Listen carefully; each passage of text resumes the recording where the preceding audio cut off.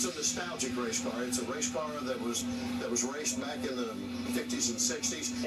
In the early 90s, it was transformed into a drag-only car strictly. Probably in the 70s, we're guessing it was a street rod. There was a yellow paint job in there somewhere. We've done little things to it to get it street worthy, because in that process he needed electrified. We had to put lights and turn signals and brake lights and tag lights and wipers and all of those kind of things. It's now just a limited driven street car. I wanted a traditional hot rod. That's not traditional, but I wanted a traditional look. I wanted a tube chassis car. This one fit the bill for both of those. It's a over-the-counter 426 Generation 2 Hemi, the 4-bolt mains. It's a Siamese bore. It's been stroked, not bored out. It's stroked to 472.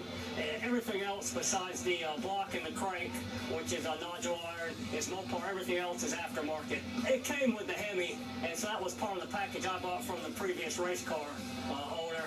But yeah, I would want to keep a Mopar and a Mopar.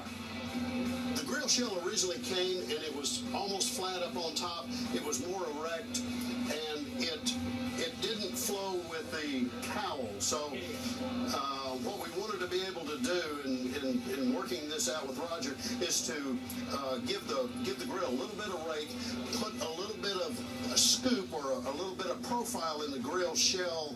I mean, not the grill shell, but the grill's bars themselves. And when we did that, then we were going to have to reshape all of this. The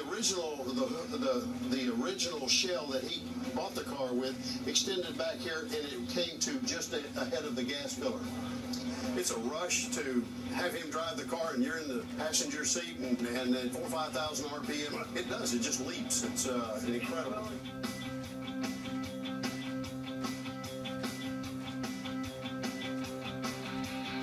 It was bought locally. A guy in town had it.